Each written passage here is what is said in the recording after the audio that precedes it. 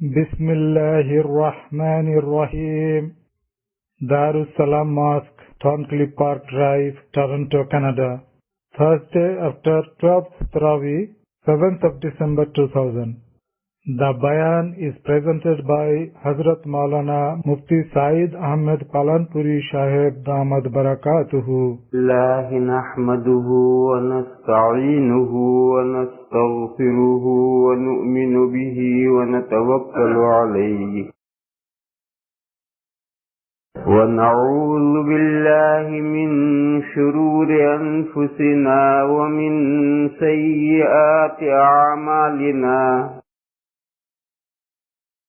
من يهده الله فلا مضل له ومن يضلله فلا هادي له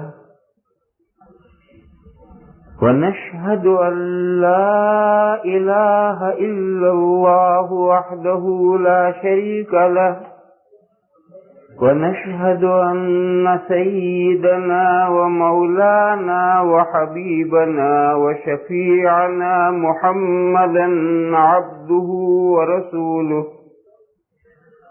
أرسله إلى الناس كافة بشيرا ونذيرا وداعيا إلى الله بإذنه وسراجا منيرا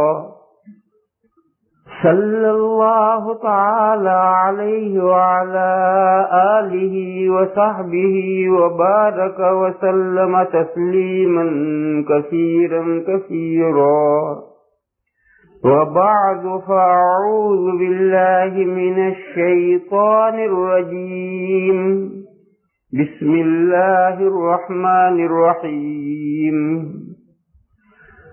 سبحان الذي أسرى بعبده ليلا من المسجد الحرام إلى المسجد الأقصى الذي باركنا حوله لنريه من آياتنا إنه هو السميع البصير صدق اللہ مولانا العظیم سبحان. یہ پیسیج میں جو حضرات باتیں کر رہے ہیں یا تو وہ تشریف رکھیں یا وہاں سے آگے چلے جائیں تاکہ ہم اطمینان سے کام کر سکیں. وہ کیونکہ بیچ میں کانچ ہیں اس لیے یہاں سے وہاں سب نظر آتا ہے، اس لیے پریشانی ہوتی. بعض حضرات ابھی سمجھے نہیں. یہ پیسیج میں جو حضرات باتیں کر رہے ہیں یا تو وہ تشریف رکھیں یا اس دروازے سے آگے جا کر باتیں کریں، کیونکہ یہاں کانچ ہیں سامنے نظر آتا ہے تو ہمیں بات کرنے میں دشواری ہوتی. امید کہ اس کی آپ حضرات خیال رکھیں گے. مسجد اللہ کے فضل سے بہت بڑی ہے، جتنا چاہے باتیں کرو مگر اگلے دروازے سے اور آگے جا کر باتیں کرو. لا الہ الا اللہ وحدہ لا شریک لہ. بزرگوں اور بھائیوں،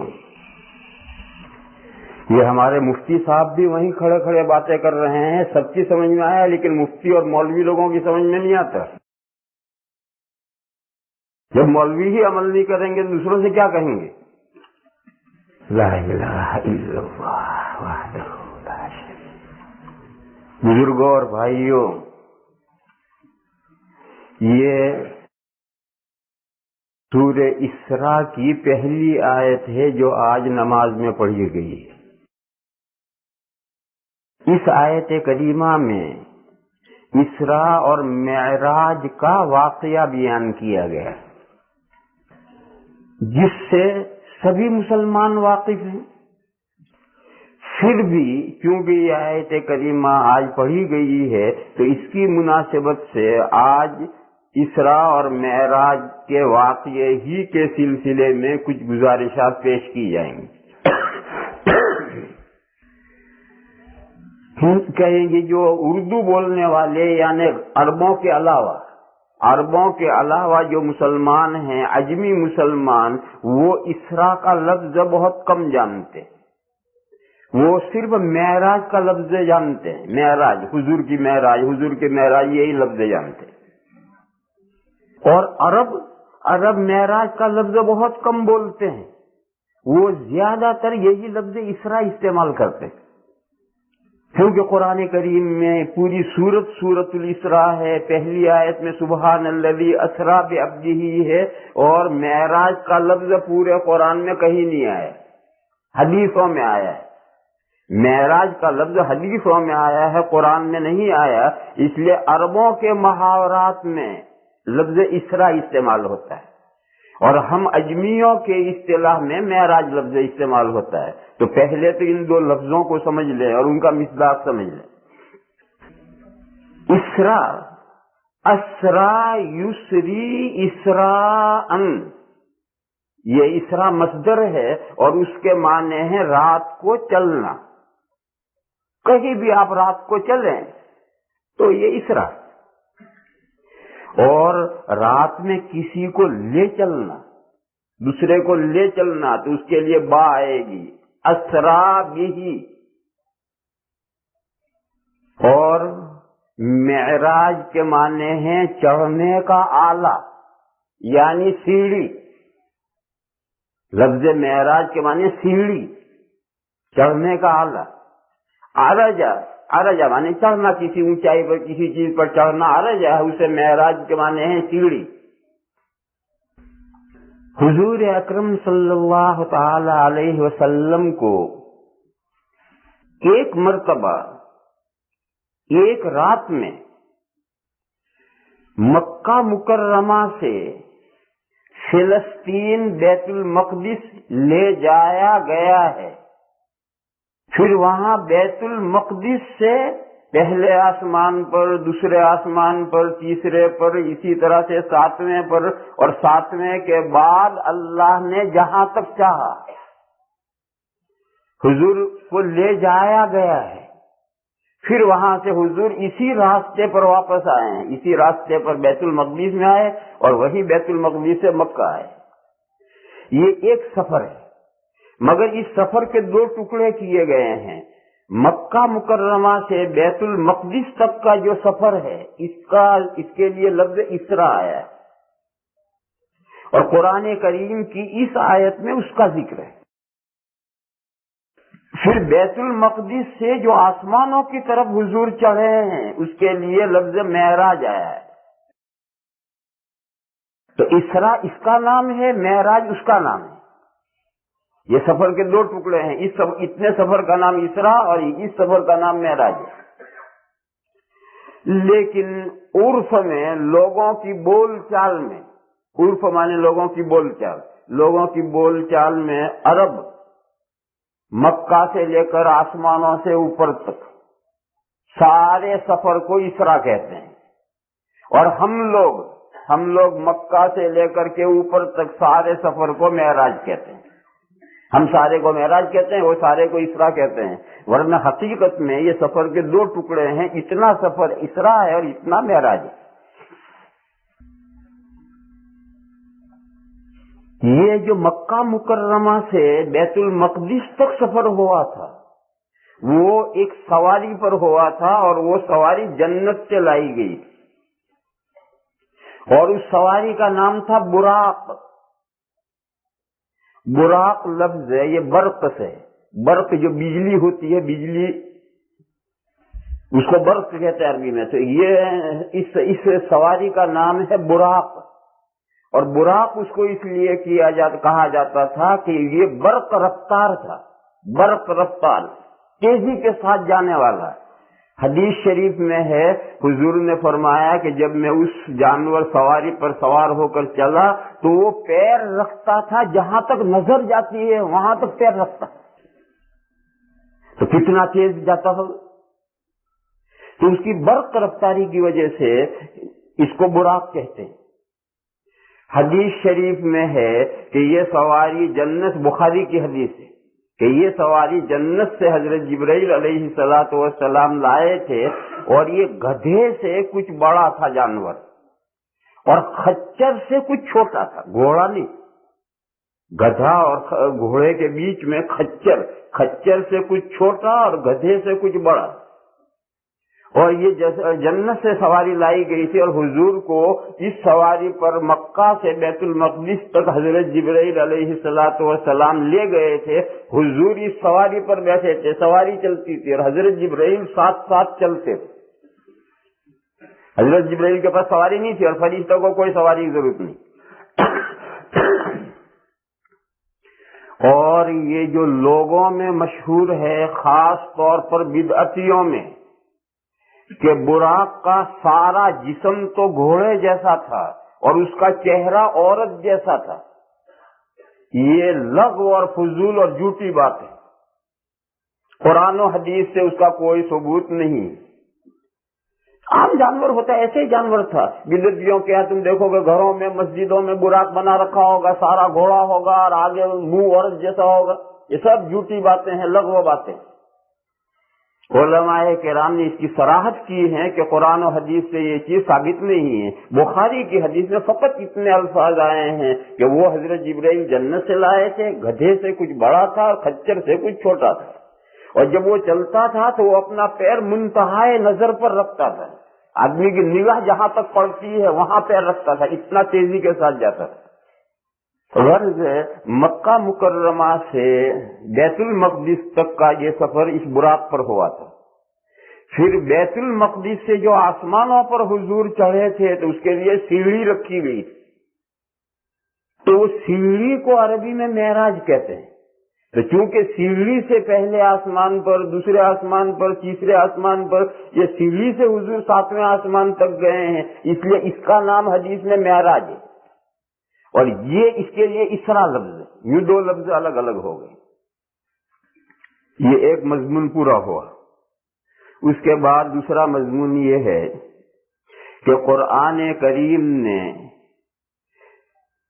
اس سفر کے ان دونوں ٹکڑوں کو بیان کیا ہے دو الگ الگ جگہوں میں, اور بہت مختصر صرف اشارے کیے.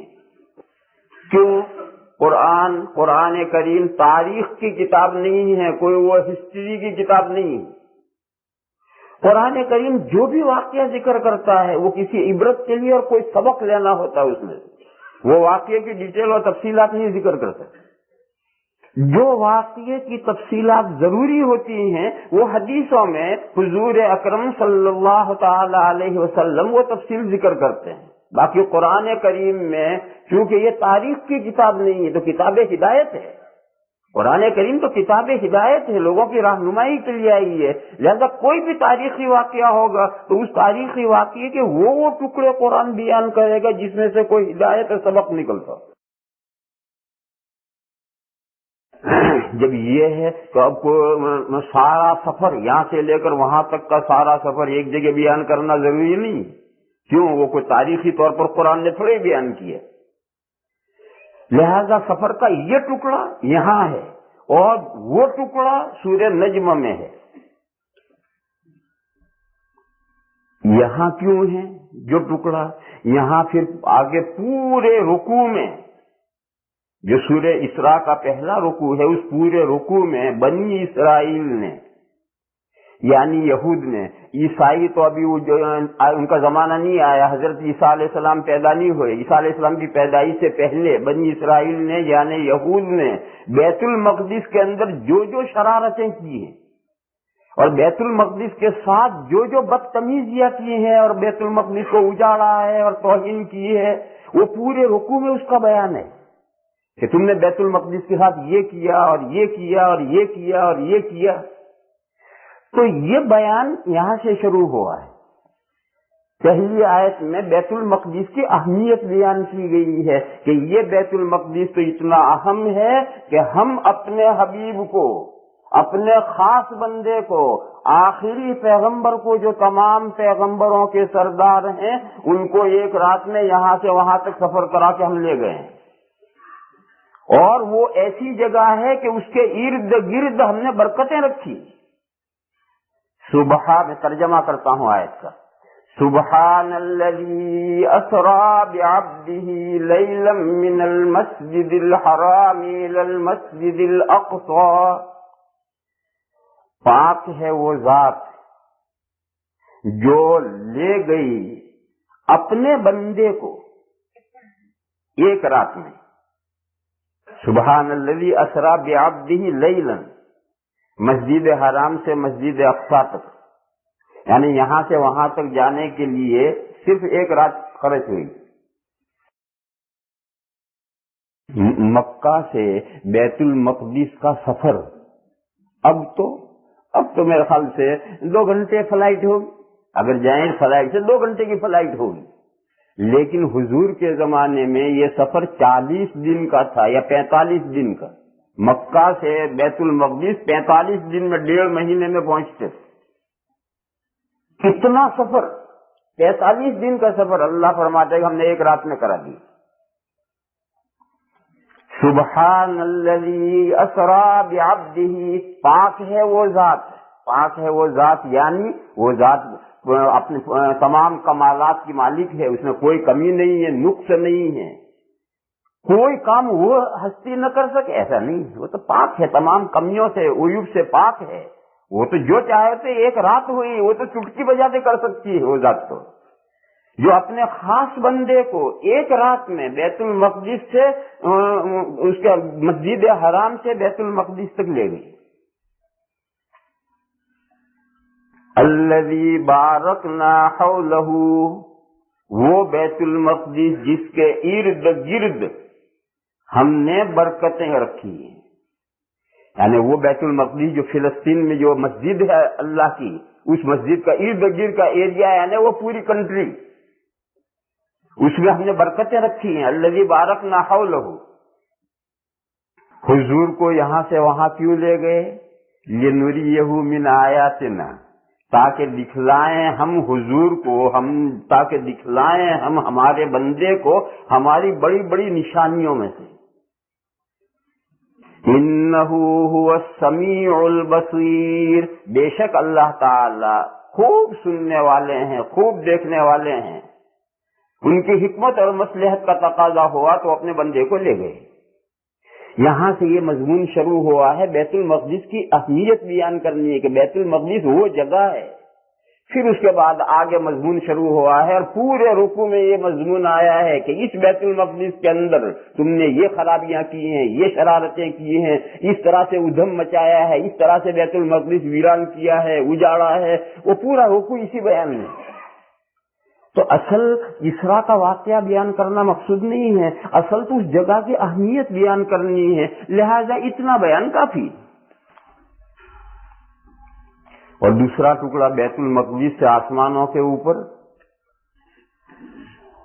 وہ سورہ نجم میں آیا ہے، اور وہاں بھی واقعہ مقصود نہیں ہے، وہاں یہ مضمون بیان ہو رہا ہے کہ حضور اکرم صلی اللہ تعالی علیہ وسلم جو کچھ دین پیش کر رہے ہیں وہ دین ان کی بات نہیں ہے، ان کے اپنے دل کی باتیں نہیں ہیں۔ جو دین حضور اکرم صلی اللہ تعالی علیہ وسلم پیش کر رہے ہیں وہ اللہ کی طرف سے ان کی طرف وحی کیا جا رہا ہے۔ کون وحی لے کر آتا ہے؟ حضرت جبرائیل لے کر آتے ہیں۔ حضرت جبرائیل کس شکل میں آتے ہیں؟ اپنی اصلی شکل میں آتے ہیں یا شکل بدل کر آتے ہیں؟ قرآن کریم نے بتلایا کہ حضور نے حضرت جبرائیل کو زندگی میں 3 مرتبہ حضرت جبرائیل کو ان کی اصلی شکل میں دیکھا ہے، صرف 3 مرتبہ۔ باقی احوال میں حضرت جبرائیل تشریف لاتے تھے تو اپنی اصلی شکل میں نہیں آتے تھے۔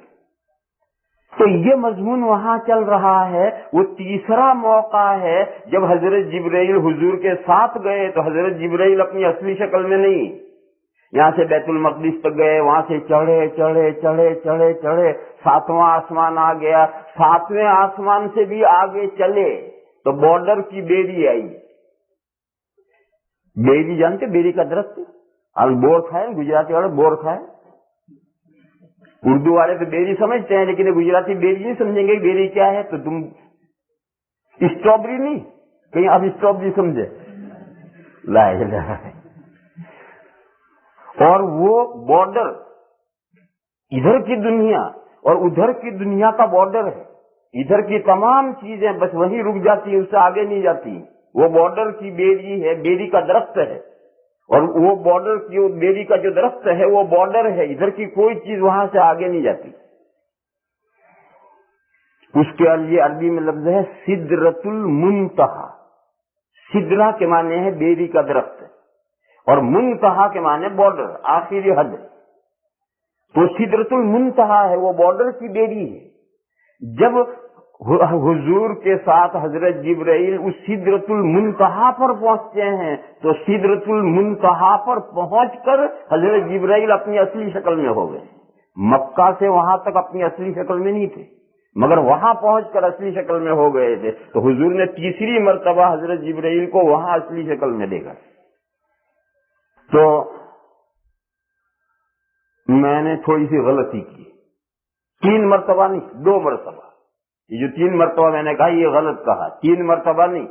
حضور اکرم صلی اللہ تعالی علیہ وسلم نے حضرت جبرائیل کو ان کی اصلی شکل میں 2 مرتبہ دیکھا ہے.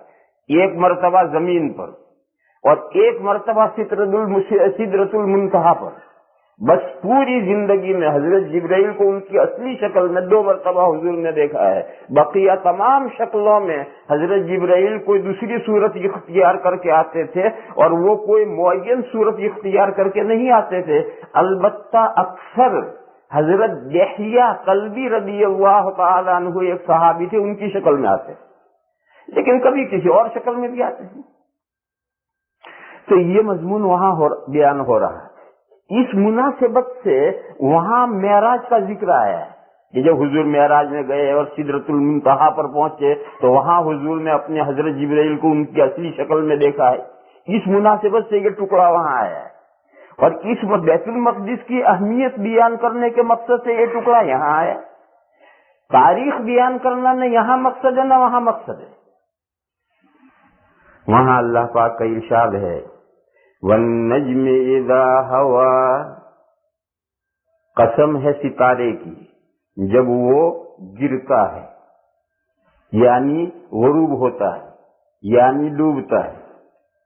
تمام ستارے، سورج جو ہے، سورج بھی ایک ستارہ ہے، وہ بھی ایک نجم ہے. یہ سب جو ڈوبتے ہیں تو کیا سمجھتے ہیں آپ؟ کنویں میں گر پڑے اور اللہ جانے وہ کہاں گئے؟ نہیں. جیسا یہاں سے اگتا ہے اور برابر ایک چال سے چلتا ہے ہر ستارہ، اور ستارہ ہر ہوتے ہوتے ہوتے ہوتے ہوتے والنجم اذا ہوا، تو آپ یہ نہ سمجھیں کہ ڈوب کر کنویں میں گر پڑا اللہ جانے کہاں گئے. نہیں، جیسا یہ ہے اسی طرح سے ڈوبنے کے بعد بھی اسی طرح سے اللہ کی نگرانی میں چل رہا ہے.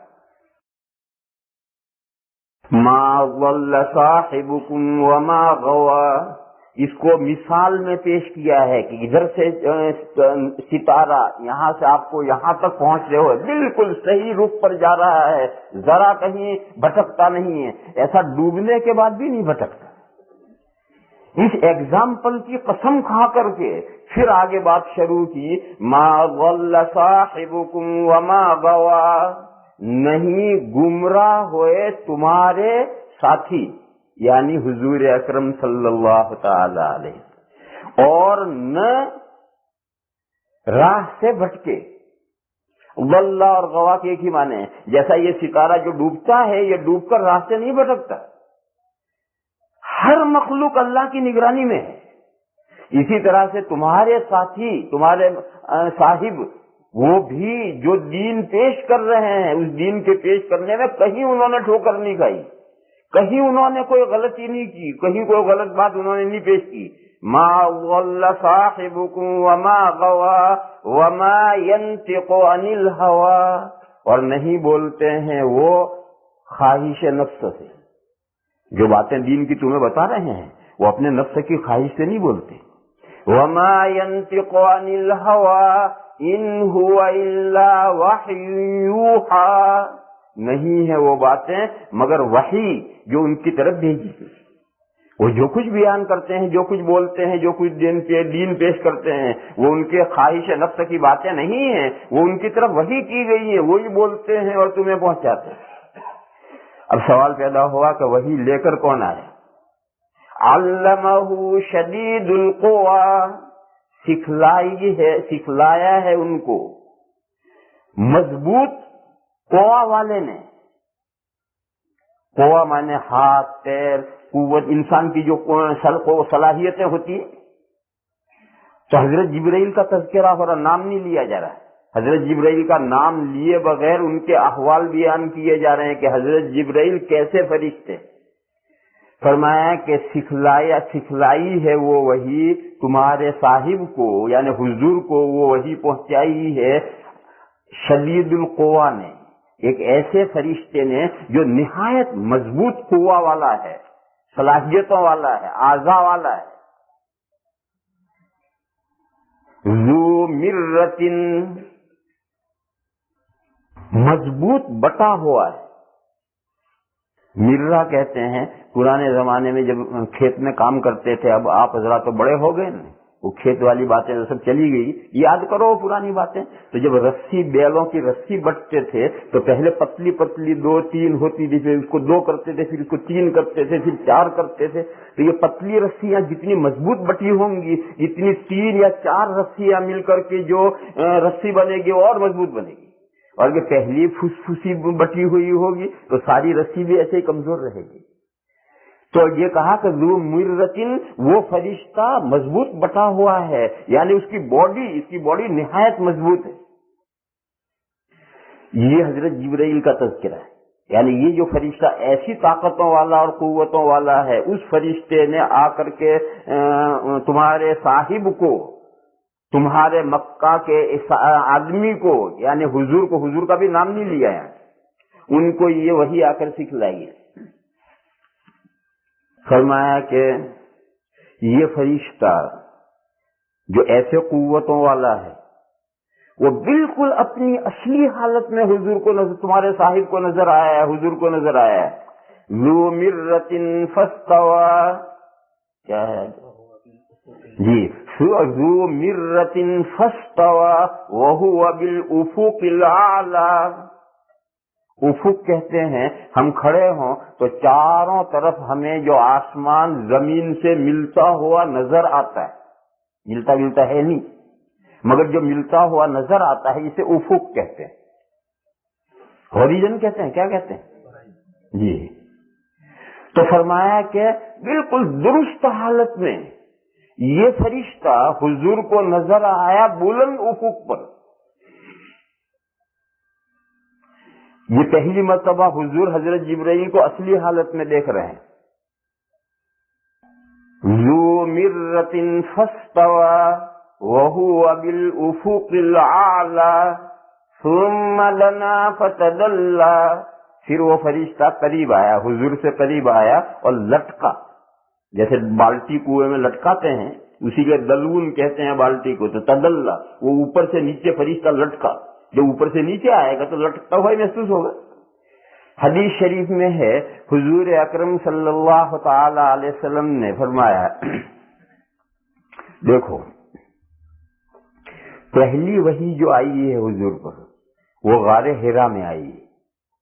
गारे हिरा आप हजरात में से जो हज या उम्रे में गए होंगे, उनमें से कुछ लोगों ने देखी होगी, सबने नहीं देखी होगी। एक बहुत ऊंचा पहाड़ है, उस पहाड़ की चोटी पर वो गार है।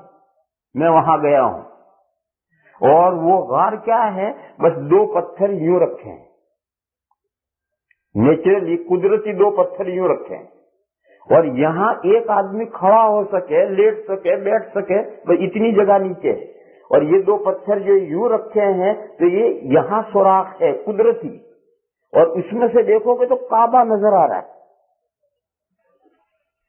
ये आप हजरात ने गौर नहीं किया, मैंने सब जाकर गौर किया कि मक्का के चारों तरफ पहाड़ ही पहाड़ हैं। हुजूर तन्हाई के लिए किसी पहाड़ पर नहीं जाते थे, आखिर इस गार में क्यों जाते थे?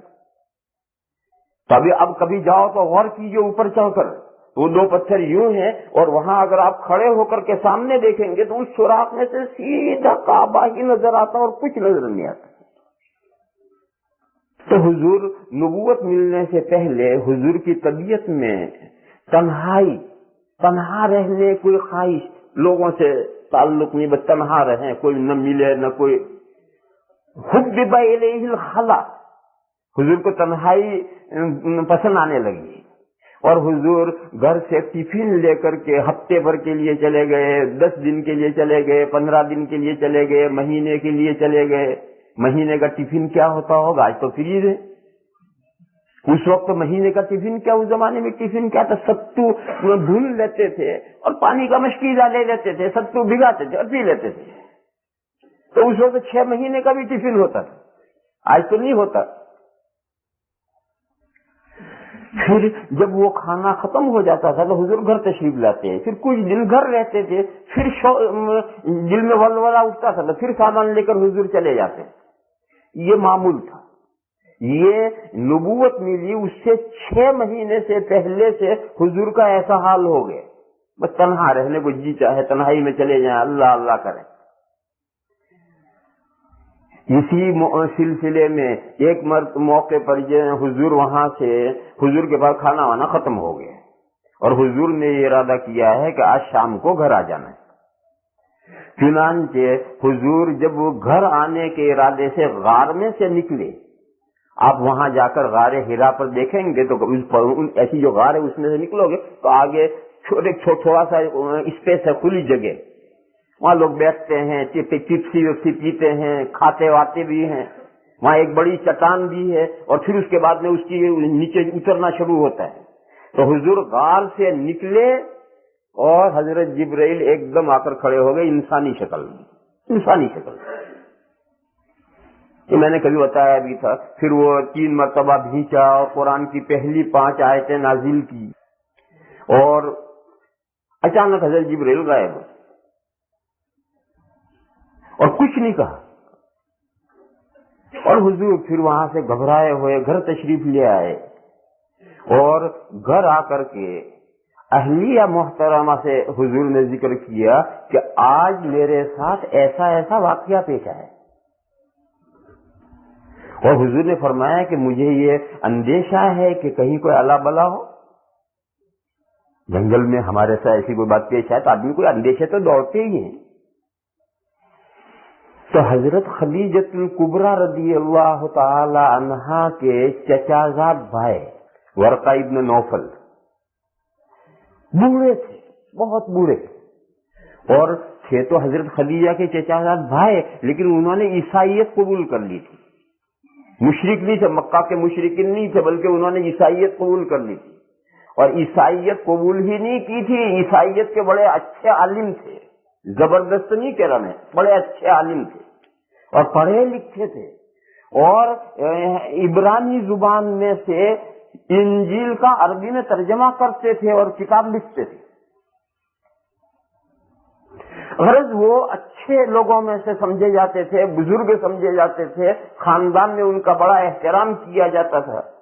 تو حضرت خدیجہ اچھا ہو گئے تھے، بوڑھاپے میں نابینا بھی ہو گئے، تو حضرت خدیجہ حضور کو لے کر اپنے چچازاد بھائی کے پاس لے گئی حضور، فوراً نہیں، فوراً اسی وقت نہیں، حضور تشریف لائے، پھر حضور نے یہ ذکر کیا واقعہ، پھر اسی رات لے گئی، دوسری مغرب بعد یہ واقعہ پیش آیا تھا، پہلی وہی مغرب بعد آئی، عصر کے بعد مغرب کے قریب میں جب حضور گھر آنے کے لیے غار میں سے نکلے ہیں تو پہلی وہی آئی، مغرب بالکل سورج غروب ہوتے ہی مغرب بعد پہلی وہی آئی۔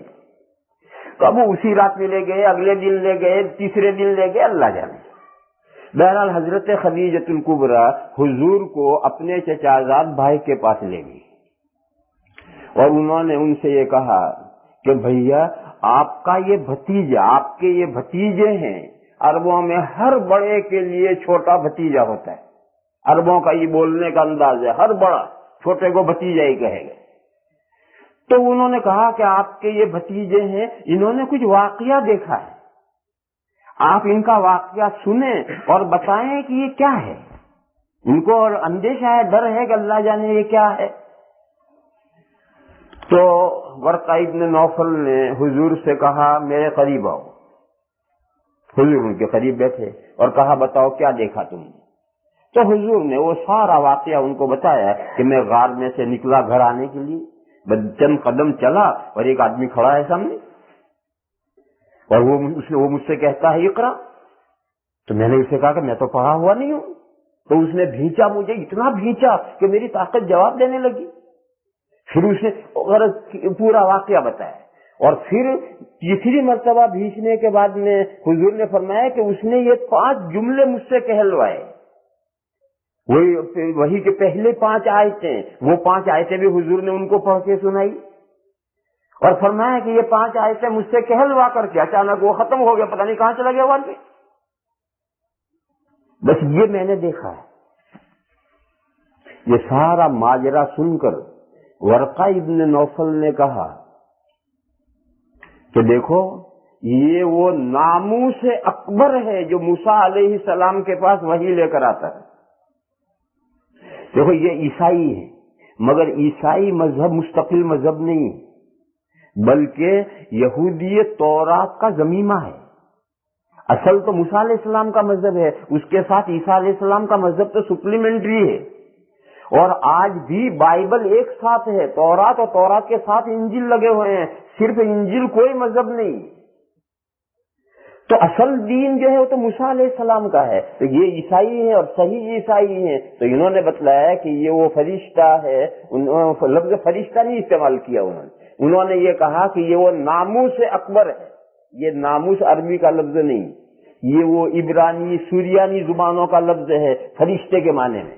اور ناموس اکبر یعنی سب سے بڑا فرشتہ ہے جو موسیٰ علیہ السلام کے پاس وحی لے کر آتا تھا. انہوں نے یہ بتایا کہ گھبراؤ نہیں، یہ وہ ناموس اکبر ہے جو موسیٰ علیہ السلام کے پاس وحی لے کر آتا تھا. ایک بات تو انہوں نے یہ کی. پھر انہوں نے حضور کے سر پر اور پیٹھ پر ہاتھ پھیری اور ہاتھ پھیر کر کہا کہ کاش میں جوان ہوتا اس دن جس دن آپ کی قوم آپ کو اس مکہ سے نکال دے گی. جس دن آپ کی قوم اس مکہ سے آپ کو نکال دے گی، کاش میں اس دن جوان ہوتا تو میں آپ کی بھرپور مدد کرتا. یہ دوسری بات انہوں نے کی. پھر وحی بند ہو، بس یہ پہلی 5 آیتیں آ کر کے وحی بند ہو. یہ فترت کا زمانہ ہے، 6 مہینے تک وحی نہیں آئی. اور اسی 6 مہینے کے عرصے میں ورقہ ابن نوفل کا انتقال ہو گیا. پھر یہ تک واقعہ پیش آیا، بات ختم ہوگی. پھر جو حضور کا معمول تھا اس غار میں جانے کا، حضور جاتے رہے. اس پہلی وحی کے بعد بھی حضور وہاں جاتے رہے. پھر ایک دن حضور وہاں سے اتر کر کے معمول کے مطابق کھانا ختم ہو گیا، حضور گھر تشریف لا رہے ہیں. تو وہاں جانے کا جو راستہ ہے وہ ایاد ایک محلہ ہے مکے میں. کبھی آپ حضرات جو گئے ہوں گے تو جدھر بادشاہ نے محل بنایا ہے پہاڑ کے اوپر، اس پہاڑ اس محل اور اس کے سامنے ایک ہاسپٹل ہے مستشفی ایاد، ان دو کے بیچ میں جو روڈ جاتا ہے وہ ایاد محلہ ہے. اس ایاد محلے سے راستہ اس جبل رحمت پر جاتا تھا جہاں غار حرا ہے. تو حدیث شریف میں ہے حضور نے فرمایا کہ میں پہاڑ سے غار حرا سے اتر کر کے گھر آ رہا تھا اور ایاد محلے میں جب میں پہنچا تو میری اچانک جو نظر پڑی آسمان پر، تو آسمان کے دور کنارے میں حضرت جبرائیل علیہ الصلوۃ والسلام کرسی پر بیٹھے ہیں اور اتنا بڑا جسم ہے کہ سارا افق بھرا ہوا ہے ان کے جسم سے سارا افق بھرا ہوا ہے. یہ تو پہلے ہی تو گھبرائے تھے، اب تو ایک اور شکل میں نظر آئے. یہ دوسری مرتبہ، پہلے تو اصلی شکل میں نہیں تھے، اب اصلی شکل میں نظر آ رہے ہیں. تو یہ منظر دیکھ کر کے ایک آدمی ہے کرسی پر بیٹھا ہوا اور یوں دیکھتے ہیں اور یوں دیکھتے ہیں تو سارا ایک ہی آدمی سے سارا آسمان بھرا پڑا ہے. ہم تو شاید وہیں گر پڑیں گے بے ہوش ہو کر. تو حضور پھر تیز قدم چل دیے کہ اللہ جانے کیا ہے. تو حضور تیز قدم چل گئے، لیکن بار بار حضور کی نظر پڑ رہی ہے اور وہ حضرت جبرائیل وہاں سے آہستہ آہستہ حضور کے قریب آ رہے ہیں. ایک دم نہیں آ رہے قریب، آہستہ آہستہ آ رہے ہیں. اس کو قرآن کریم کہہ رہا ہے ثم دنا فتدلى، پھر وہ فرشتہ قریب ہوا پس وہ لٹکا. فکان قاب قوسین او ادنا، پس ہو گیا وہ فرشتہ حضور سے 2 کمان کے بقدر یا اس سے بھی کم. کمان جانتے ہو؟ अरबों के यहाँ इस्तेमाल होती थी। और फोटो वोटो आप हजरात ने देखे होंगे, उसमें एक लकड़ी होती है, यूं गोल होती है लकड़ी, उसको यूं गोल करते हैं और उस पर एक छल्ला यूं चढ़ाते हैं। तो ये जो यूं गोल है ये कमान है। ये गोल जो है ये लकड़ी टेढ़ी नहीं है, वो लकड़ी तो ये सीधी है। जब उसको कमान बनानी होती है तो यहाँ रख करके, पैर रख करके यूं उसको उठाएंगे और ये छल्ला इसके किनारे पर है, उसको यहाँ जोड़ देंगे, तो अब ये कमान बन गई। और खोलनी है तो फिर उसको यूं दबा करके यहाँ से छोड़ देंगे, तो अब ये छड़ी बन गई, लकड़ी बन गई। तो कमान की लकड़ी नेचुरली कई और टेढ़ी नहीं होती है, वो तो सीधी लकड़ी होती है। उसको यूं जैसे बांस को मोड़ देते हैं, इस तरह मोड़कर कमान बनाई जाती है। तो ये कमान जब तीर चलाना है तब तो कमान बना लेंगे, और जब तीर चला चुके तो उसका छल्ला निकाल लेंगे और ये लकड़ी बन जाएगी, और वो छड़ी के तौर पर इस्तेमाल होगा। कोई चीज नापनी हो तो ये एक कमान, ये दूसरी कमान। कमान यूं समझो 2-2.5 हाथ की लकड़ी होती, 2-2.5 हाथ की लकड़ी, तो वो सीधी लकड़ी होगी 2-2.5 हाथ की, तो 2-2.5 हाथ एक कमान और दूसरे 2-2.5 हाथ 2 कमान। तो कहा वो फरिश्ता लटकता लटकता इतना करीब आया कि हुजूर से 2 कमान के बकदरा रह गया या उससे भी कम। फकाना क़ाब क़ौसैन औ अदना। ये मैंने कहा था आहिस्ता आहिस्ता आ रहे हैं और हुजूर तेज कदम चल रहे हैं, और चलते चलते हुजूर घर पहुंच गए। घर वहां से हुजूर का कितना दूर है आप हजरात क्योंकि मक्का की पूरी वाकिफ नहीं है। जब अज्यात से आते हैं तो फिर वहां आकर के अज्यात का महल्ला खत्म हो जाता है और हरम शरीफ आता है, तो यूं मुड़ करके फिर सफा पहाड़ आता है, और सफा पहाड़ से यूं मुड़ करके सफा और मरवा के बीच में यूं सीधे चलोगे तो वहां एक लाइब्रेरी है। अब लाइब्रेरी वहां कायम कर दी। वो लाइब्रेरी जो है ये हुजूर का खाने मुबारक है, हुजूर की विलादत वहां हुई, तो वो यहां से आकर हुजूर वहां घर पहुंच गए हैं।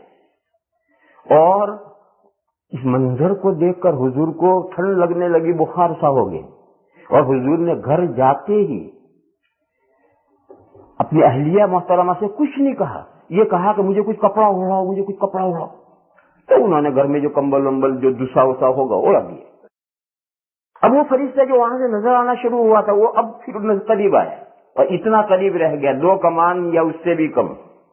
और दूसरी वही इस वक्त उस फरिश्ते ने बतलाया कि मैं जिब्राइल हूँ, आप अल्लाह के रसूल हैं। और दूसरी वही उस मौके पर वो लाए हैं, या अय्युहल मुज़्ज़म्मिल, नहीं या अय्युहल मुद्दस्सिर, ओ ऐ कंबल ओढ़े हुए। इस मौके और मंजर के मुनासिबत से वही आई, ऐ कमली ओढ़ने वाले, कुम फअंज़िर, उठिए और लोगों को डराइए, अब सोने का वक्त नहीं रहा। और यहां से दूर तक की आयतें, ये दूसरी वही आई। तो दूसरी वही के मौके पर उन्होंने अपना भी तारुफ कराया है, हुजूर को भी बताया है, और दूसरी वही भी पहुंचाई कि मैं जिब्राइल हूँ। जाहिर असली शक्ल में आएंगे जब भी तो कहेंगे कि मैं जिब्राइल हूँ। एक इंसान जैसा आ रहा है और वो कहने जिब्राइल तो कैसे मान लेंगे? पहले तो नहीं कुछ बताया, अब दूसरी वही के मौके पर उन्होंने बताया कि मैं जिब्राइल हूँ, आपको अल्लाह ने रसूल बनाया है। वो पहली वही थी और ये दूसरी वही, और ये कहकर उन्होंने दूसरी वही सुनाई। गर्ज में ये कह रहा था कि हुजूर ने हजरत जिब्राइल को असली शक्ल में एक तो इस मौके पर देखा है, फकाना क़ाब क़ौसैन औ अदना फ़अौहा इला अब्दिही मा औहा। बस वही की उन्होंने, यानी हजरत जिब्राइल ने अल्लाह के बंदे की तरफ वो वही जो की, ये वही या अय्युहल मुद्दस्सिर कुम फअंज़िर। वो कितनी आयतें थी कहीं और, यहाँ पे बतलाना है कि वो जो हजरत जिब्राइल आए उन्होंने उस मौके पर वही की असली शक्ल में आकर। मा कज़बल फ़ुआद मा रआ, फरमाया कि हुजूर ने जो हजरत जिब्राइल को देखा है तो हुजूर के दिल ने समझने में कोई गलती नहीं की। मा कज़बल फ़ुआद मा रआ, दिल ने कोई गलती नहीं की, हुजूर के दिल ने कोई गलती नहीं की उस चीज में जो उस दिल ने देखा। यानी हुजूर ने जो हजरत जिब्राइल को असली शक्ल में देखा तो उस देखने में कोई गलती नहीं की हुजूर ने। मा कज़बल फ़ुआद मा रआ अफ़तुमारूनहु अला मा यरा, क्या पस तुम झगड़ते हो उससे, यानी तुम्हारे साथी से, हुजूर से, उस मामले में जो उन्होंने देखा है। تم نے تو نہیں دیکھا حضرت جبرائیل کو، انہوں نے دیکھا ہے. اب تم کہتے کہ نہیں تمہیں کوئی وسوسہ ہے اور تمہیں دھوکہ ہوا ہے اور تمہیں کچھ ایسے ہی غلط باتیں نظر آئی ہیں، جیسا کہ سفر میں جانے والے کو خود ہی بھوت نظر آتے ہیں. وہ بھوت ہوتا نہیں، آدمی کا وہم بھوت بن جاتا ہے، وہم بھوت بن جاتا ہے. ایک شخص، ایک طالب علم بڑا بہادر بنتا تھا، میں کسی چیز سے نہیں ڈرتا. تو ان کے ساتھیوں نے کہا، رات کو گفتگو ہو رہی تھی کہ اچھا نہیں ڈرتا ہے، قبرستان جا کر کے یہ کیل ہے، جا قبرستان میں فلاں جگہ گاڑ کر آئے گا، 1 کلو مٹھائی کھلائیں گے. لاؤ اس میں کیا ہے، انہیں کیل لی، ہتھوڑی لی، چل دی. پہلے تو وہ کچھ بے تکلف، جب قبرستان قریب آنے لگا دل دھڑکنے لگا، یہ جو قبرستان قریب آنے لگا دل دھڑکنے لگا. حالانکہ کچھ بھی نہیں، جب تم دوپہر کو قبرستان جاتے ہو تو رات کو 12 بجے کیوں نہیں جا سکتے؟ لیکن نہیں، وہ تاریخی کی وجہ سے یہاں تک کہ ڈرتے ڈرتے قبرستان میں داخل ہوا اور وہاں جا کر کے کیل ٹھوکنا شروع کیا. اندھیرے میں نظر نہیں آیا اور اس کے کرتے کا پلہ آ کر کے اس کے اوپر ٹھوک. اب اندھیرے میں تو نظر نہیں آیا کہ اس کا کرتا. اب یہ کیا ہے؟ وہم کی کارستان ہے.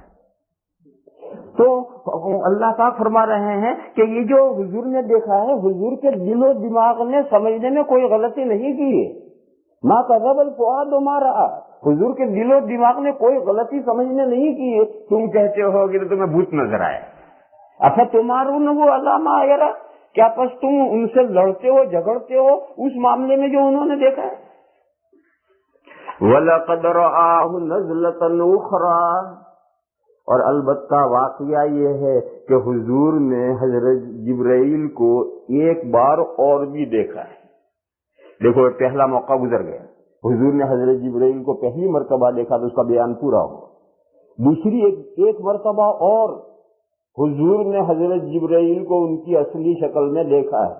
وَلَقَدْ رَآهُ نَزْلَةً أُخْرَى، کہاں دیکھا ہے؟ عند سدرۃ المنتہی، بارڈر کی بیری کے پاس دیکھا ہے. عندها جنت المأوی، اس بارڈر کی بیری جہاں ہے وہاں سے جنت کی حدود شروع ہوتی. جنت کہاں ہے؟ جہاں بارڈر کی بیری آئی وہاں سے ادھر یہ دنیا ہے، اور پھر وہاں سے جنت کا بارڈر لگتا ہے، وہاں سے جنت شروع ہوئی، جنت الماوا شروع ہوئی. وہ جنت الماوا اس دوسری دنیا میں ہے، اور ادھر کی جو ساری دنیا ہے آسمان سے اسی دنیا میں ہے. اور وہ بارڈر کی بیری آ گئی، وہاں سے پھر آگے جنت کا حدود شروع ہوگی. وَلَقَدْ رَآهُ نَزْلَةً أُخْرَى عِندَ سِدْرَةِ الْمُنتَهَى عِندَهَا جَنَّةُ الْمَأْوَى. پھر وہ جو سدرۃ المنتہا ہے، بارڈر کی جو بیری ہے، اس کا تعارف کرایا. آپ یہ سمجھتے ہوں گے کہ یہ ہمارے جنگل میں جو بیری کا درخت ہے ایسا وہاں کوئی درخت کھڑا ہوگا؟ نہیں، یہ تو دوسری دنیا کی چیزیں اس دنیا میں سمجھانے کے لیے اس دنیا کے الفاظ دینے پڑتے. دوسری دنیا کی چیزیں سمجھانے کے لیے دوسری دنیا کے الفاظ آئیں گے تو اس دنیا میں کون سمجھے گا اسے؟ اور دوسری دنیا کی چیزیں سمجھانے کے لیے اس دنیا کے الفاظ ساتھ دے ہی نہیں سکتے. تو وہاں کے الفاظ سمجھ میں نہیں آئیں گے، یہاں کے الفاظ ساتھ نہیں دے سکتے، اور وہاں کی حقیقتیں یہاں سمجھانی ہے. تو سمجھانے کا طریقہ یہ ہے کہ یہاں کے الفاظ لے کر تعبیر کی جاتی ہے اور سمجھایا جاتا ہے. تو یہ بیری کا درخت وہ یہاں کا لیا گیا ہے وہاں کے منظر کشی کرنے کے لیے. اور وہ بیری وہ کیا ہے؟ بیری ہے کیا ہے؟ اللہ جانے کیا ہے، کس طرح ہے. تو فرمایا کہ اِذْ یغشی السدرۃ ما یغشی، یاد کرو وہ وقت جب چھا رہی تھی بیری کے درخت پر وہ چیزیں جو چھا رہی تھی. جب حضور وہاں پہنچے ہیں تو وہ سدرۃ المنتہا جو بیری کا درخت ہے اس پر انوار چھا رہے تھے. اور حدیث شریف میں ہے کہ पतंगे उसके ऊपर सोने के पतंगे छा रहे थे, और वो सिदरतुल मुंतहा इतना खूबसूरत बनी हुई थी कि कोई जुबान उसकी खूबसूरती को बयान ही नहीं कर सकती। हुजूर ने फरमाया, इज़ यग़शा सिदरत मा यग़शा मा ज़ाग़ल बसर व मा तग़ा। जब हुजूर वहां पहुंचे तो हुजूर की नजर कज नहीं हुई। सिदरतुल मुंतहा से देखना वो है नजर हट जाए, कहीं उससे हुजूर की नजर कज नहीं हुई, और उससे आगे बढ़ जाए, वमा तग़ा कहा, आगे भी नहीं बढ़ी।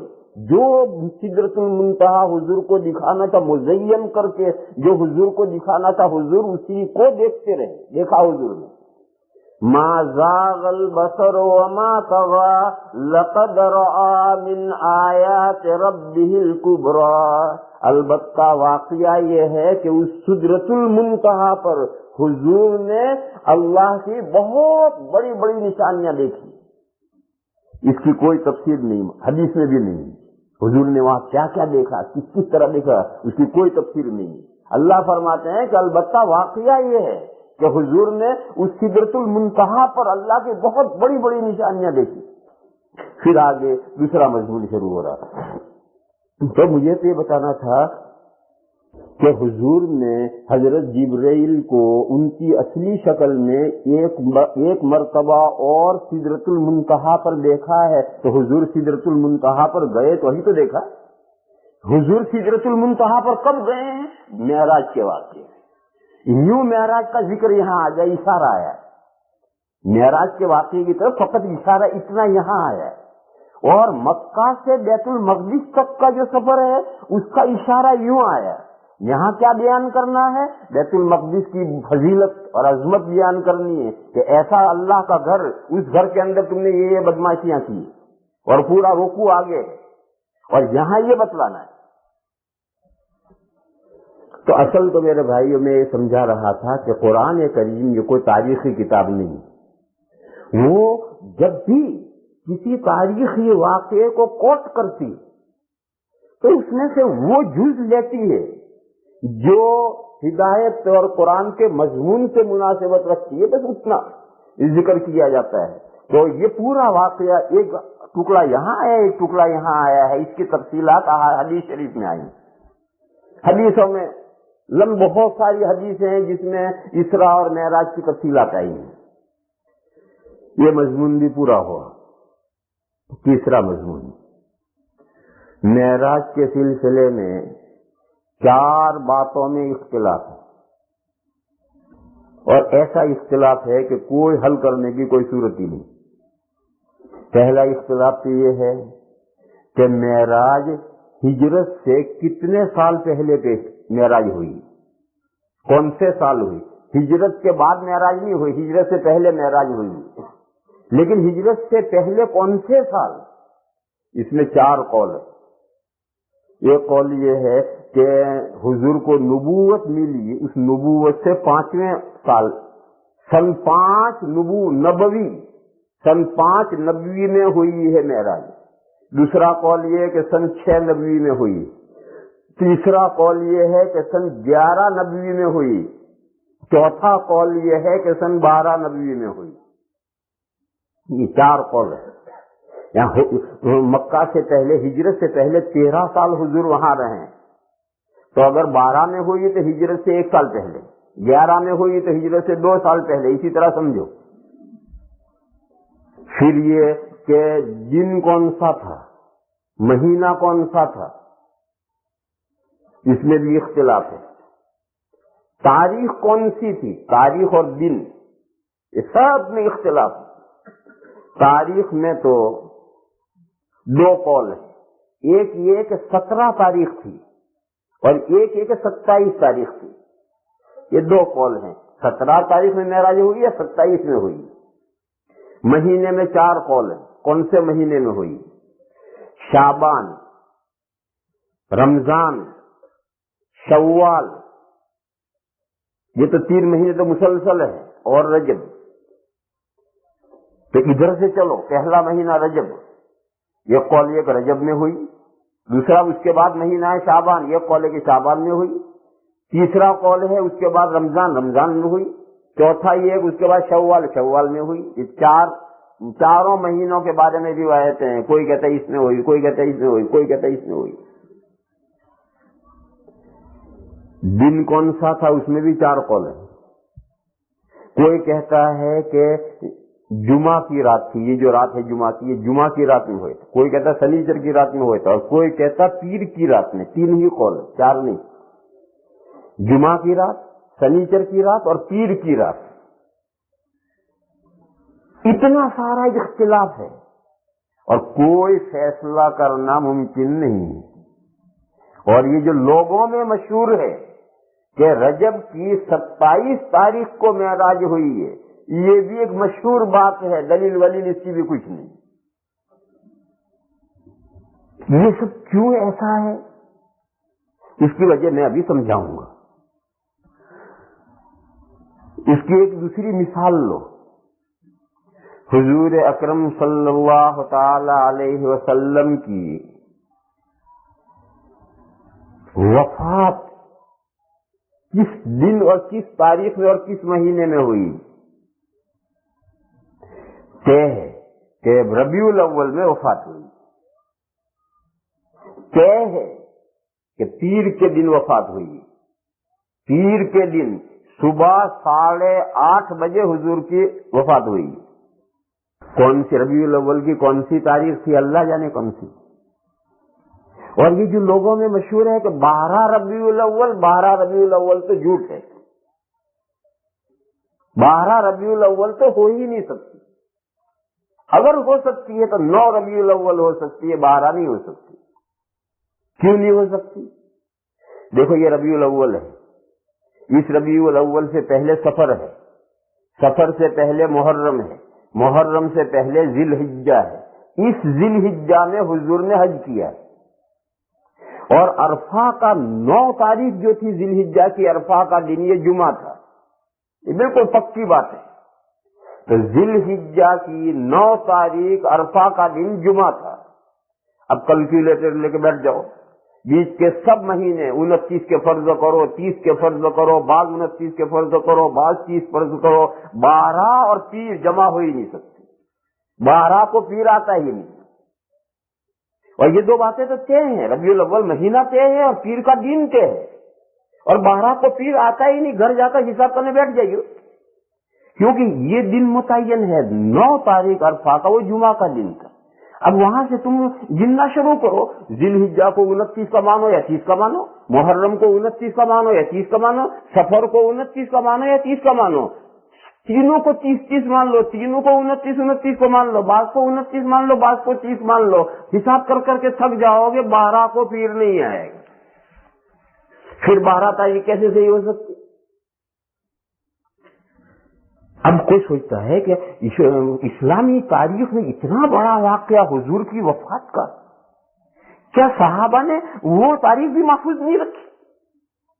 اور حضور کی زندگی میں اتنا بڑا اہم واقعہ معراج کا، کیا صحابہ نے اسے بھی محفوظ نہیں رکھا؟ یہ سوال قدرتی اپنے ذہنوں میں آتا ہے کہ نہیں؟ جواب یہ ہے کہ وہ اللہ نے بلا دیا اور کسی حکمت سے بلایا ہے. اللہ نے بلایا ہے اور کسی حکمت سے بلایا ہے. دیکھو آپ حضرات کو تفصیل کرنے کا وقت نہیں ہے. قرآن کریم میں بعض آیتیں منسوخ ہوئی، تلاوت بھی منسوخ، حکم بھی منسوخ. اور بعض آیتیں منسوخ ہوئی ہیں، تلاوت منسوخ، حکم باقی. یہ جو منسوخ ہوتی تھی یہ آیتیں بلا دی جاتی تھی. قرآن کریم میں ہے ما ننسخ من آیت او ننسها نأت بخیر منها او مثلها. تو بلا دیا، ایک آیت منسوخ ہو گئی، حضور کے ذہن سے بھی نکل گئی، سب صحابہ بھی بھول گئے. تو نسخ کا ہے کہ جو آیتیں منسوخ ہو کر دی جاتی تھی وہ بلا دی جاتی تھی. تو جیسے قرآن کی وہ آیتیں جو نازل ہوئی ہیں اور آج شام تک حضور اور سبھی صحابہ ان آیتوں کو قرآن نماز میں پڑھ رہے ہیں، اور کل کو کسی کے ذہن میں وہ آیت نہیں. قرآن کریم میں چھوٹی صورتوں میں ہے سنقرئک فلا تنسى الا ما شاء اللہ. اللہ فرماتے ہیں کہ ہم آپ کو پڑھا رہے ہیں، ہم آپ کو پڑھا رہے ہیں، آپ جو ہم پڑھا دیں گے اس میں کوئی چیز نہیں بھولیں گے۔ حضرت جبرائیل آ کر وحی، پوری وحی ایک مرتبہ پڑھ کر سنا کر چلے جاتے تھے، ایک ایک کلمہ حضور کے دل و دماغ میں نقش ہو جاتا تھا۔ کیوں؟ حضرت جبرائیل نے تھوڑی پڑھا ہے، تو اللہ نے سنایا۔ تو فرمایا کہ سنقرئک فلا تنسى، ان قریب پڑھائیں گے ہم آپ کو، پس آپ بھولیں گے نہیں، الا ما شاء اللہ، مگر وہ جس کو بھلانا اللہ چاہے۔ اس آیت کریمہ کی تفسیر میں یہ ہے کہ جو حصہ قرآن کا منسوخ ہو جاتا تھا وہ اللہ بھلا دیتے، تو بعض مرتبہ بھلانا بھی کسی مصلحت سے ہوتا ہے۔ تو ابھی یہ اسلامی تاریخ کے اتنے بڑے واقعے، اور صحابہ نے وہ مہینہ اور وہ سال اور وہ تاریخ اور وہ رات اور وہ وار، گجراتی لفظ وار، سوموار اتوار، وہ وار یاد نہیں رکھا جس میں معراج ہوئی، اور وہ تاریخ وہ یاد نہیں رہی کہ جس تاریخ میں حضور کی وفات ہوئی۔ کیوں؟ کسی مصلحت سے بلایا گیا ہے۔ وہ مصلحت کیا ہے اب میں سمجھاؤں۔ اسلام کی یہ عیدیں دو ہیں، صرف اونلی دو عیدیں ہیں اسلام کی، اور مسلمانوں نے 10 عیدیں بنا رکھی ہیں۔ مسلمانوں نے 10 عیدیں بنا رکھی ہیں، اسلام میں صرف 2 عیدیں، لا ثالث لہما، تیسری کوئی عید اسلام میں نہیں ہے، اور مسلمانوں نے 10 عیدیں بنا رکھی۔ اسلام کی 2 عیدیں کیا ہیں؟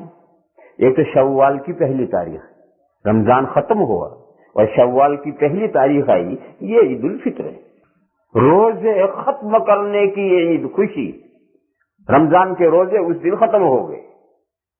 اور ایک عید الاضحیٰ، بقرہ عید، بکرا وہ بکرا جو بکتا ہے بازار میں۔ ایک قصہ سناؤ، بعض گہرے اور باریک مضامین ہوتے ہیں، دماغ تھکتا ہے تو یہ قصہ آ جاتا ہے، پھر دماغ ہلکا ہو جاتا ہے۔ دیوبند کے قریب میں ایک گاؤں ہے بڑودہ، وہ بڑودہ گجرات والا نہیں، دیوبند کے قریب میں ایک گاؤں ہے بڑودہ، چھوٹا سا گاؤں ہے۔ وہاں ایک سادھو تھا جو مسلمانوں کو بہت پریشان کرتا تھا۔ وہ یہ کہتا تھا کہ اسلام میں 5 فرض ہیں، بنی الاسلام علی 5، کلمہ، نماز، روزہ، زکوٰۃ، حج۔ وہ کہتا تھا کہ جو تم جانور کاٹتے ہو یہ کہاں سے لائے ہو؟ یہ تو کوئی اسلام میں ایسا کوئی ضروری نہیں۔ اور بہت دوسرا جاہل مسلمان بیچارے پڑھے لکھے تو تھے نہیں، وہ سادھو وہ پڑھا لکھا تھا اور وہ ان کو بہت پریشان کرتا تھا۔ یہ سادھو جو ہوتے ہیں بہت پڑھے لکھے ہوتے ہیں۔ میرے ساتھ ایک واقعہ پیش آیا تھا، جب میں مظاہر العلوم میں پڑھتا تھا، ابھی دارالعلوم میں نہیں آیا، یعنی شرح جامی اور مختصر المعانی کے درجے کا میں طالب علم تھا۔ ایک مرتبہ میں گھر سے آ رہا، دہلی سے سہارنپور آ رہا، تو ڈبے میں 2-3 سادھو تھے، میں بھی ایک بچہ تھا بیٹھا تھا۔ تو ایک سادھو نے مجھ سے بات چیت شروع کر کے اس نے یہ کہا، بات چیت کرتے ہوئے وہ قصہ لایا جو آج پڑھا گیا۔ اس نے کہا کہ اللہ نے تو سجدہ کرنے کا حکم فرشتوں کو دیا تھا، شیطان کو تو سجدہ کرنے کا حکم نہیں دیا تھا۔ وَإِذْ قَالَ رَبُّكَ لِلْمَلَائِكَةِ، کیا ہے پڑھو، وَإِذْ قُلْنَا لِلْمَلَائِكَةِ اسْجُدُوا لِآدَمَ، جب اللہ نے فرشتوں سے کہا کہ آدم کو سجدہ کرو، تو اس نے کہا کہ اللہ، اس سادھو مجھ سے کہتا ہے، بچہ تھا، میں طالب علم بچہ تھا، اس نے کہا کہ اللہ نے فرشتوں کو حکم دیا تھا کہ آدم کو سجدہ کرو، ابلیس نے اور شیطان نے سجدہ نہیں کیا، تو اس کا کیا گناہ؟ اس کو حکم دیا ہی نہیں تھا اللہ نے۔ پھر اسے راندے درگاہ کیوں کیا، گیٹ آؤٹ کیوں کیا اللہ میاں نے اپنی درگاہ سے؟ تو میرا بچہ تھا، قرآن بھی اتنا نہیں جانتا تھا، تو میں نے اس سے یہ کہا کہ ابلیس بھی فرشتہ تھا اور اس کو بھی حکم دیا تھا۔ تو اس نے کہا غلط، تم غلط کہتے ہو۔ میں نے کہا کیوں غلط کہتے ہیں؟ اس نے کہا کہ سورہ کہف میں یہ آیت ہے، وہ سادھو کہتا ہے، اس نے کہا سورہ کہف میں یہ آیت ہے، کان من الجن ففسق عن امر ربی، ابلیس جنات میں سے تھا اور وہ اللہ کا حکم جو تھا اس نے نہیں مانا۔ اب میں چکر میں، وہی زندگی میں ایک موقع ہے جب میں ہارا ہوں، बच्चा था उस वक्त में, मैं उसको कोई जवाब नहीं दे सका। आज तो होता तो मैं इसी आयत से उसे जवाब देता। क्यों? गधे आगे अल्लाह मियां कह रहे हैं कि फसा का अन अमरे रब्बी, वो अल्लाह के हुक्म से बाहर निकल गया, तो इससे तो साबित हुआ कि अल्लाह का हुक्म उसे था। तो मैं आज तो उसको वहीं से जवाब देता, लेकिन उस वक्त में बच्चा था तो मैं चुप हो गया, मुझे हार माननी पड़ी। तो ये कमबख्त तो बहुत पढ़े हुए लिखे होते हैं और मुताला करते हैं, लेकिन जब दिल पर मोहर हो जाए तो फिर कोई मुताला काम नहीं देता। ये मुस्तशरिकीन जो होते हैं ओरिएंटल, बड़े इतनी बड़ी बड़ी मुताला करते हैं कि हमारे उलमा नहीं कर सकते। तो मैं कह रहा था कि वो साधु मुसलमानों को बहुत परेशान किया करते हैं। तो ये तुम कुर्बानी कहां से लाए हो? ये जानवरों के गलों पर छुरी फेरते हो, कहां से लाए हो? इस्लाम में 5 फर्ज है, और वो हदीस सुना था, बुनियल इस्लाम अला खमसिन। अब गांव वाले परेशान, बेचारे क्या जवाब दें। एक मरतबा हमारे एक दोस्त थे, वो दारुल के सफीर थे और सिर्फ हाफिज थे, मौलवी नहीं थे। अभी 2 महीने हुआ उनका इंतकाल हो गया, अल्लाह ताला उनकी मग़फ़िरत फरमाए, दर्जा बुलंद फरमाए। वो सफीर को तो हर गांव में जाना ही पड़ता है, तो सफीर वहां पहुंचा। तो गांव वालों ने कहा कि यहाँ एक साधु है, हमें बहुत परेशान करता है और ये एतराज करता है। तो उन हाफिज साहब ने कहा कि आओ चलो उस साधु से बात करें। खैर गांव वाले हाफिज साहब को लेकर गए। हाफिज साहब जुब्बे कुब्बे वाले थे, जैसे मौलाना इस्माइल साहब, हाफिज इस्माइल साहब, तो मालूम तक जैसे किसी मदरसे के शेखुल हदीस है।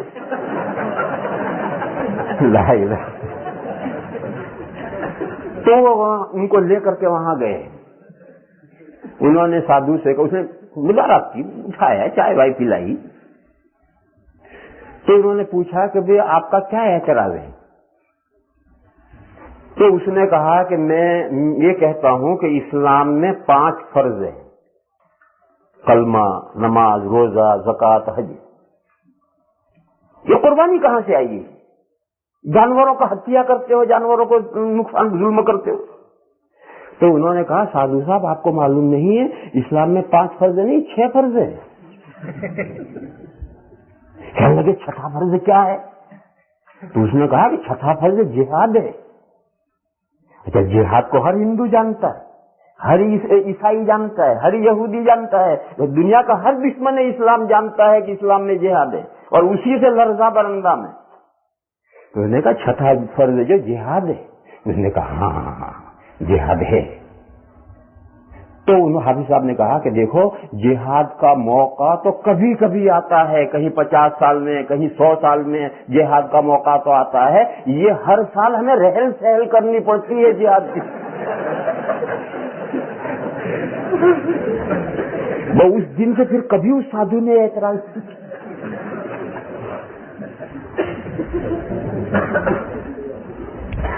ला इलाहा इल्लल्लाह वहदहू ला शरीक। तो ये बकरा ईद है।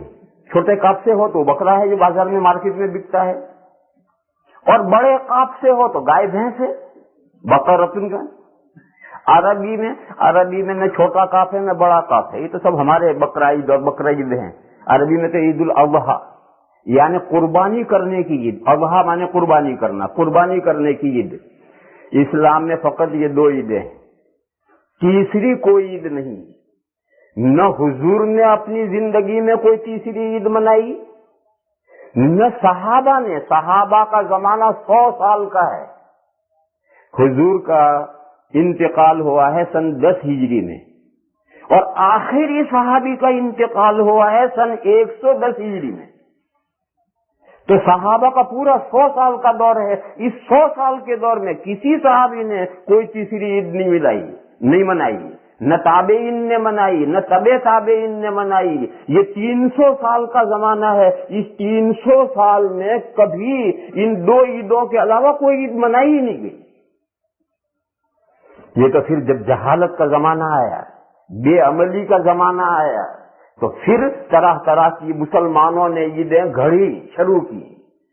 ईद मिलादुन नबी शुरू हुई। ईद मिलादुन नबी यानी हुजूर किस दिन पैदा हुए, जिस दिन पैदा हुए उस दिन ईद। और हमारे गुजराती क्या कहें, 12 वफात, वफात। तो वो 12 वफात हुई, ईद मिलादुन नबी और 12 वफात एक है, यानी 12 वफात। ایک عید یہ شروع ہو گئی، ایک عید محرم کی شروع ہو گئی، شیعوں نے شروع کر دی، اور دوسرے بہت سونے سنی اور شیعہ کے بیچ کے بچولیے ہیں، ایک تو شیعہ ہے اور ایک سنی ہے اور ایک بیچ کے بچولیے ہیں، وہ محرم کی عید کرتے ہیں، یعنی وہ شیعہ نہیں ہے مگر تعزیہ بھی نکالتے ہیں، یہ بھی کرتے ہیں وہ بھی کرتے ہیں، وہ سنی بھی نہیں ہے شیعہ بھی نہیں ہے، بیچ کے بچولیے ہیں، خنثی مشکل، انہوں نے وہ عید شروع کر دی۔ کچھ لوگوں نے 27 رجب کو معراج کی عید شروع کر دی، کسی نے حضرت پیران پیر کی کوئی عید 11ویں شریف شروع کر دی، اور پتہ نہیں کتنی عیدیں شروع کر دی ہیں۔ ہمارے ہندوستان میں جو کیلنڈر چھپتے ہیں ان کیلنڈر میں دیکھو کہ عید 12 عید میلاد النبی اور عید محرم، اور یہ گنتے گنتے تھک جاؤ گے، اتنی ساری عیدیں ہیں اس میں۔ یہ سب مسلمانوں نے شروع کی ہیں۔ اسلام کے جو شروع کے 3 دور ہیں ان 3 دوروں میں کوئی عید نہیں تھی 2 کے علاوہ، تو پھر جب تھی ہی نہیں تو تاریخیں کہاں سے یاد رہیں گی اور کیوں محفوظ رہیں گی؟ کیا ضرورت ہے محفوظ رکھنے کی؟ اور بالقصد یہ بھلا دی گئی، کیوں؟ جب وہ صحیح دن ہی اور تاریخ ہی معلوم نہیں ہے تو کس دن تم عید گھڑو گے؟ رجب کون سے مہینے میں ہوئی، معراج کون سے مہینے میں ہوئی اور کون سے تاریخ میں ہوئی، کوئی متعین کر ہی نہیں سکتا۔ حضور کی وفات یقیناً پیر کو ہوئی ہے، لیکن تاریخ کون سی تھی؟ رجب کا ربیع الاول کا مہینہ تھا بے شک، لیکن ربیع الاول کی کون سی تاریخ تھی کوئی متعین کر ہی نہیں سکتا۔ تو یہ کچھ حکمتیں ہیں اور کچھ مصلحتیں ہیں جس کے لیے یہ سب چیزیں بھلائی گئی ہیں، اور یہ تو سب بعد میں یہ جو بڑے دن کا تصور آیا ہے، شب برات بڑا دن، فلاں بڑا دن، یہ بڑے دن کا جو تصور آیا ہے کب سے آیا ہے؟ جب سے مسلمانوں نے بے عملی اختیار کی۔ اب سال بھر تو نماز پڑھتے نہیں، ایک بڑی رات آ گئی اور ایک بڑا دن آ گیا، رات بھر نماز پڑھ ڈالی اور صبح فجر کی نہیں پڑھی، اور دل کو مطمئن کر دیا کہ بڑی رات میں پڑھ لیا اور اتنے کروڑ اور ارب اور خرب ثواب مل گیا ہے، اب آگے پڑھنے کی کیا ضرورت ہے؟ یہ سب بڑے راتیں اور بڑے دن یہ سب بے عملی کے نتیجے میں شروع ہوئے ہیں، ورنہ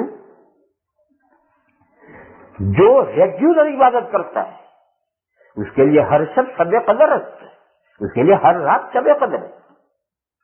جو ہر سال کی 365 راتوں میں ہر رات عبادت کرتا ہے اسے شب قدر ڈھونڈنے کی کیا ضرورت ہے؟ وہ تو سال کی 65 راتوں میں عبادت کرتا ہے، اس کے لیے تو ہر شب شب قدر ہے، ہر رات شب قدر ہے۔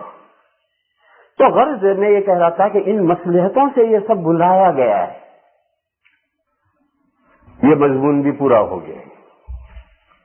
اب آگے آیت کریمہ تفسیر رہ گئی، کل ہو سکتا ہے یاد رہے گا تو اسی مضمون کو چھیڑیں گے، اور اگر یہ مضمون نہیں چھیڑے تو کل 7 بزرگوں کا قصہ سنائیں گے، 7 بزرگوں کا، جو جن کو اصحاب کہف کہتے ہیں، غار والے۔ وہ جو غار والے ہیں وہ 7 بزرگ ہستیاں گزری ہیں، ان 7 بزرگوں کا قصہ سنائیں گے۔ آخر دعوانا